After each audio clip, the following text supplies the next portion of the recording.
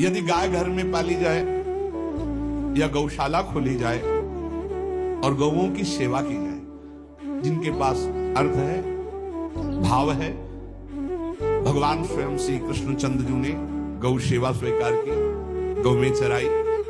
गौओं की परिक्रमा करने से, जैसे आप प्रभु के बिहारी जी के मंदिर की 4 परिक्रमा करें तो जो फल आपको मिलेगा वही गाय की 4 परिक्रमा कर ले तो आपको प्राप्त हो जाए। गौ की प्रदक्षिणा से, गावः प्रदक्षिणी कार्यावंदनीया ही नित्यशः, जो रोज गाय को प्रणाम करता है और गाय की प्रदक्षिणा करता है तो भगवत प्रदक्षिणा का उसे फल प्राप्त होता है। यदि घर में गाय बंधी है और भूखी है और प्यासी है तो तुम्हारे सारे पुण्य नष्ट हो जाएंगे।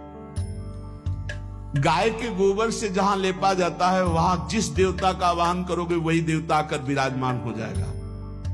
गौएं जहां विराजमान रहती, गौशाला में भजन करे तो कई गुना बढ़कर के प्राप्त होता है। जहां गौएं विराजमान होती हैं वो बड़ा पवित्र दिव्य तीर्थ स्थल माना जाता है। अपवित्र भूमि में भी यदि गाय के गोबर का लेप कर दिया जाए तो परम पवित्र मानी जाती है। गाय बहुत पवित्र, जहां वो बैठती है, जहां वो मूत्र त्याग करती, गोबर त्याग करती, वो स्थान तीर्थ तुल्य पवित्र माना जाता है।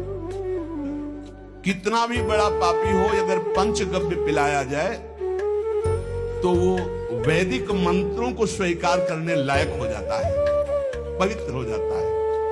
पंचगव्य में 5 चीजें गाय की होती है: गाय का मूत्र, गाय का गोबर, गाय का दूध, गाय का दही और गाय का घी। ये 5 मिलाकर पंचगव्य पिलाया गया था।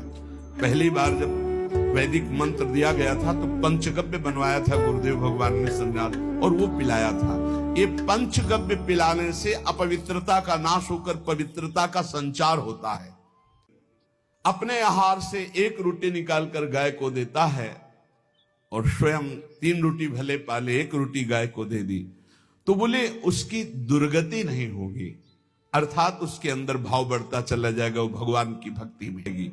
जो सदैव गौ सेवा करता है, उसके डांस मच्छर हटाता है, स्नान कराता है, पीठ में हाथ फेरता है, उसके पूर्वज जो पितर होते हैं वो नाच पड़ते हैं, उनका मंगल होना शुरू हो जाता है कि हमारे वंश में गौ सेवक पैदा हुआ, बड़ा भाग्यवान है और वो गौ के द्वारा हमें तार देगा, ऐसा भाव। गौ सेवा